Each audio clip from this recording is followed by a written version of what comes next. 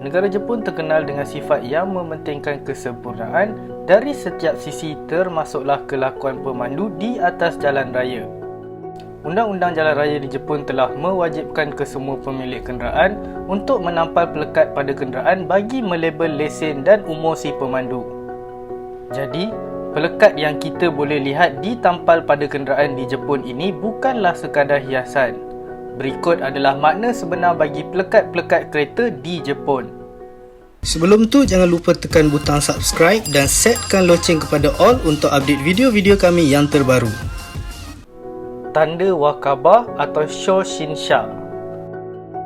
Pelekat ini sangat popular dan digemari pemilik kereta di negara Malaysia.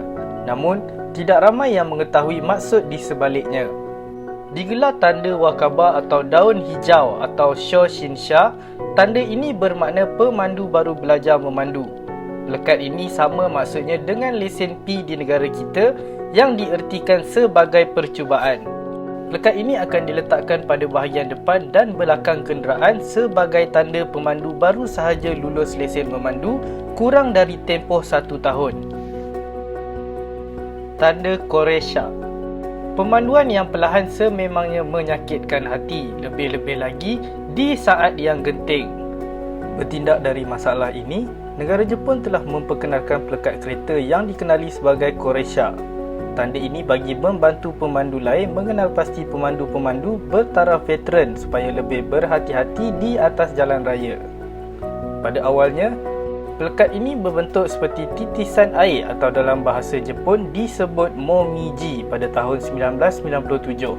Namun, sejak 2011, kerajaan Jepun telah menggantikan corak momiji kepada tanda Yotsuba yang bermaksud daun 4 musim. Jadi, semua pemandu warga emas di Jepun yang berusia 75 tahun ke atas wajib menampal tanda ini pada kenderaan mereka agar orang awam lebih bertolak ansur. Tanda Shinta Shogai.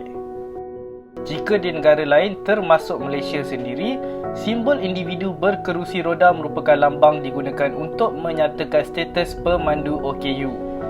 Namun, negara Jepun mengambil inisiatif yang lebih unik dengan memaparkan simbol bunga terbalik untuk menyatakan status pemandu istimewa berkenaan.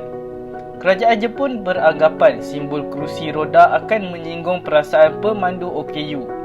Jadi, demi menjaga keharmonian semua, simbol bunga berbentuk hati atau Shinta Shogai dipilih untuk dijadikan simbolik kepada pemandu kelainan upaya yang mengalami masalah fizikal.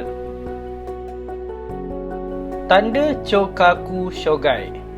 Sama seperti tanda Shinta Shogai, tanda Chokaku Shogai pula dicipta untuk melabel pemandu OKU yang mengalami masalah pendengaran. Kebiasaannya, negara lain akan menggunakan gambar telinga untuk pemandu yang mengalami masalah tersebut. Namun, Jepun lebih memilih meletakkan label Chokaku Shogai iaitu simbol berbentuk rama-rama yang mirip dengan bentuk telinga bagi mereka yang mengalami masalah pendengaran.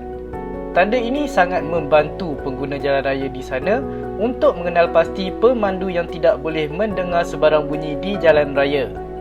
Bagaimanapun, pemandu normal dinasihatkan supaya tidak memotong kenderaan yang berpelekat Chokaku Shogai secara agresif untuk mengelakkan pemandu berkenaan berasa terkejut sehingga membahayakan pemandu lain.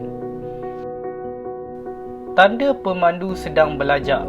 Tidak menggunakan simbol, pemandu yang sedang belajar pula perlu ditampal dengan mesej dan kata-kata yang ingin disampaikan. Tanda ini mengandungi amaran spesifik yang lebih kepada bentuk ayat ataupun teks.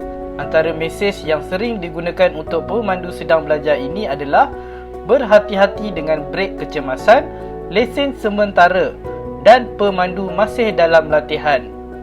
Jika di Malaysia, simbol pelekat ini mempunyai makna yang serupa pada pelekat lesen L iaitu pemandu yang masih lagi dalam proses belajar membawa kenderaan.